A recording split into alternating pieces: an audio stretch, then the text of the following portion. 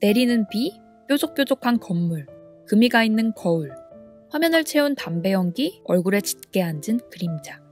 우리가 느와르를 떠올릴 때 다양한 이미지가 생각나겠지만 그 다양한 모든 것들의 지향점이 누아르, 즉 검다는 것엔 이변이 없을 겁니다. 그렇습니다. 누아르는 태생이 염세적이고 말라있으며 냉소적입니다. 그리고 이 스타일은 현실 사회의 불안 심리를 만나 더욱더 발전했고 현재는 하나의 장르가 되었죠. 물론 젊고 재능 있는 감독들에 의해 장르적 변주가 있어왔고 이제는 마냥 무겁거나 축축한 영화는 아니게 되었지만 그럼에도 튜닝의 끝은 순정이라 했나요? 우울할 때마다, 감성에 젖고 싶을 때마다, 누아르를 찾고 싶을 때마다 제가 찾는 누아르들은 하나같이 검고 검은 작품이더라고요. 오늘 소개할 낙원의 밤 또한 여러모로 정통 누아르를 표방하고 있는 작품입니다. 캐릭터의 설정, 영화의 미장센, 연출의 톤 등 다양한 방면에서 그 스타일을 충실하게 제공하고 있습니다. 다만 상업영화라는 것은 스타일만으로 만들어지는 게 아니라는 것이 가장 큰 문제겠죠. 박훈정 감독의 신작입니다. 가장 자신 있어 하고 좋아하는 것을 가져왔네요. 영화 제작 기초의 내재적 분석 시작하겠습니다. 낙원의 밤입니다.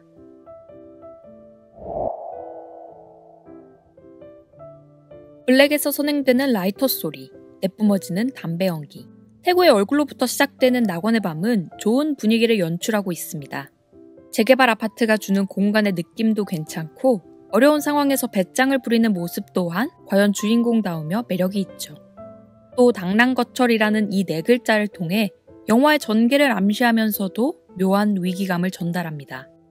최고의 오프닝이라고 오바떨 건 아니지만 과하지도 않고 부족하지도 않은 적절한 오프닝이죠. 그리고 감독은 영화적 분위기를 반전시켜 태구에게 또 다른 설정을 부여합니다. 그건 바로 시한부의 누나와 조카를 너무나도 좋아하는 것이죠. 사실 뻔한 부분이지만 필요한 요소라 생각됩니다.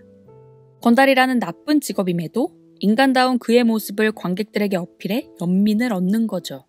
저 친구가 거친 삶을 살았어도 사실 알고 보면 사연이 있는 놈이야. 뭐 이런 거 많잖아요. 영화의 주인공이 착하다면 여러모로 편하겠지만 나쁘더라도 몇 가지 규칙을 지킨다면 큰 문제는 없습니다. 그리고 그 몇 가지 중 가장 중요한 건 주인공이 악역보다는 선해야 한다는 거겠죠. 여러모로 태고의 설정들이 위의 조건을 부합하고 있습니다. 몇 분 전반에도 포스 있게 느껴지던 건달에게서 연민을 느끼는 건 자신이 사이코패스라서가 아니라 연출 때문이겠죠. 태구의 누나와 조카의 죽음은 그녀들의 등장과 함께 이미 확정된 사실일 겁니다. 누아르 특유의 비련의 주인공 만들기 세팅이자 주인공이 움직이기에 이만한 사건은 없기 때문입니다. 실제로도 2시간의 러닝타임 중 주인공이 가장 능동적으로 움직이는 순간이 바로 이 지점이죠. 이 부분의 연출도 전 좋았어요. 뜨거울 수밖에 없는 상황을 극단적으로 절제시킵니다. 태구는 하소연 한마디, 눈물 한 방울조차 없죠. 조직의 보스라는 양 사장도 겉으론 그를 위로하지만 자신의 상황을 변명하기 바쁩니다. 그리고 이 살얼음 같은 분위기를 깨트리고 폭발시키는 건 사우나실 단 한 시퀀스입니다. 수컷 냄새와 피비린내가 진동하는 멋들어진 장면이죠. 합에서 나오는 아름다움은 없지만 배우의 몸짓에 각인된 캐릭터의 감정이 아드레날린을 분비시키기엔 충분해 보입니다. 이때까지는 이런 생각이 들었어요. 와, 나 멋있다.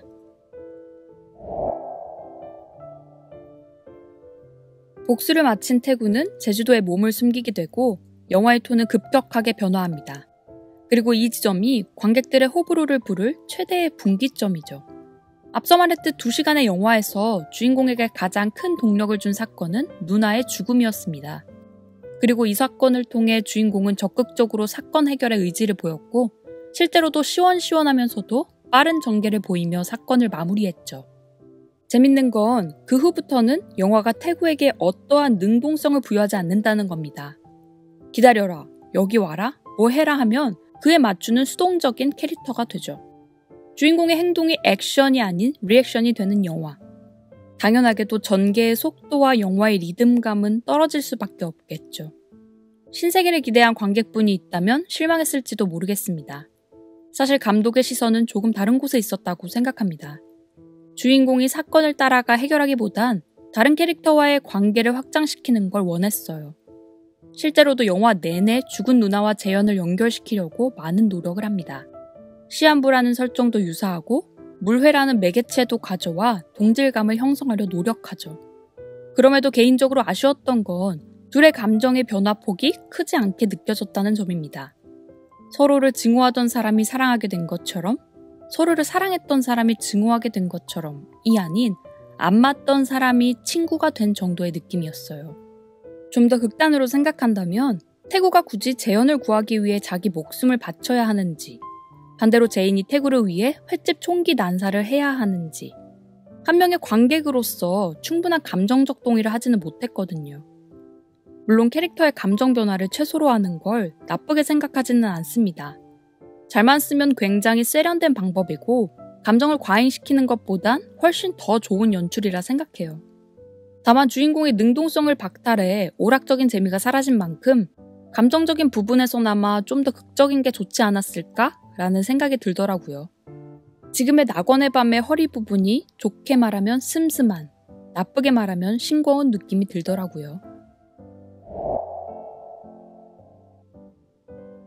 개인적으로는 영화에 등장하는 모든 캐릭터가 매력있고 배우들의 연기 또한 훌륭했다 생각해요. 다 좋아하는 배우들이기도 하고 말이죠. 재밌는 건 이 영화가 필름 누아르의 클리셰를 충실히 혹은 과할 정도로 따라하면서도 캐릭터에 있어선 묘하게 비꼬거나 변주하고 있다는 점입니다. 대표적으로 마이사와 양 사장이죠. 마이사는 욕을 입에 달고 살고 위협도 화끈하게 하는 진짜 건달이지만 의외로 굉장히 신의를 중시하고 약속을 지키는 인물입니다. 반대로 양 사장은 조직의 보스이면서도 위험이나 카리스마는 단 하나도 없고 배신을 밥 먹듯이 하는 생 양아치 중의 양아치죠. 이 둘의 케미는 시종일관 좋고 굉장히 웃겨요. 진짜 둘 다 연기를 너무 잘해서 더욱 웃깁니다. 다만 캐릭터의 매력은 충만하지만 극에서의 그 캐릭터가 효율적으로 사용되었나? 라는 생각엔 저는 동의하기가 힘듭니다. 마이사의 경우 영화 초반부터 메인 악역처럼 묘사되고 그에 걸맞은 카리스마를 몰아받음에도 실질적으로 주인공과 대치하는 순간이 1시간 20분쯤에나 나와요. 그렇다고 해서 그 이전에 간접적으로나마 주인공에게 영향을 미치고 있었나? 그것도 아니죠. 태구는 나몰라라 하고 섬에서 멜로물을 찍고 있습니다. 그렇다면 뒤늦게나마 주인공과 가까워진 상황에서 그 카리스마를 적절하게 쓰냐? 그게 애매합니다. 위에서 말했듯 악역이 주인공보다 상대적으로 나빠야 하는데 마이사가 보이는 행동은 관객들이 보기엔 굉장히 긍정적인 느낌을 받아요. 후반부턴 오히려 마이사는 웃기고 츤츤거리는 사람으로 보이죠. 카리스마를 몰아받은 악역임에도 관객들이 그에게 느끼는 적개심이 부족합니다. 주인공의 목표를 방해하는 강력한 적대자라는 느낌이 부족해요. 그리고 그것은 극적 위기감의 부재로 연결되죠. 반면 양 사장은 악역으로서 가져야 할 적개심은 가지고 있는데 정작 카리스마는 마이사에게 몰려있다 보니 이 또한 위기감이 생기지 않습니다. 당연하죠. 관객들은 양 사장이 찌질하다는 걸 진작부터 알고 있으니까요. 쟤는 뭘 해도 태구한테는 안 되겠다는 생각이 들어요. 마이사와는 반대의 상황이죠. 개인적으로는 참 아쉬웠어요. 좋은 캐릭터지만 적절한 캐릭터는 아니었다 생각합니다. 극중 무게감이 무거워지는 후반부부터는 코미디를 절제시키고 마이사의 악역으로서의 모습을 더 강조해야 했다고 생각합니다. 좀 더 폭력적이고 앞을 알 수 없는 위험한 사람이어야 했죠. 그리고 양 사장의 경우는 찌질한 모습이 더 후반부로 밀려야 됐다고 생각을 해요. 지금은 초중반부터 그러한 모습을 노출하니 영화의 핵심 반전 또한 너무 뻔해지는 느낌입니다.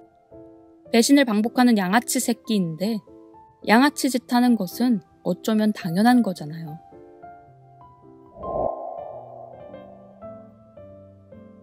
여러 아쉬움에도 가지고 있는 장점은 분명한 작품이라 생각합니다. 유치하다는 평이 꽤 있던 대사도 저는 나름 나쁘지 않았어요. 저런 허세스러운 말을 영화니까 하는 거지 라고 생각했고요. 억지로 반복시키려는 몇몇 대사를 빼면 나름 캐릭성과도 잘 맞췄다고도 생각됩니다. 제주도를 담은 영화의 영상미는 좋았습니다. 그간의 제주도를 따뜻하고 정겨운 느낌으로 스크린에서 많이 접했었는데 이러한 차가운 면에 또 다른 매력이 있더라고요. 끝으로 다른 분들도 느꼈겠지만 기타노 다케시의 작품이 떠오르는 영화입니다. 또 어떻게 보면 정통 필름 누아르와도 제법 가까이 있는 작품이죠. 다만 그때의 감성과 구성이 지금의 현대에선 적합한가는 다른 문제라 생각합니다. 영화의 전개가 극단적으로 빨라지고 캐릭터의 역할과 캐릭터의 능력이 훨씬 더 커져가는 현대의 영화엔 낙원의 밤은 어쩌면 조금은 느리고 밋밋한 작품일 수도 있겠네요. 이 리뷰는 지극히 주관적인 리뷰입니다. 끝으로 이 영상이 좋다고 생각되시면 구독과 좋아요를 부탁드립니다.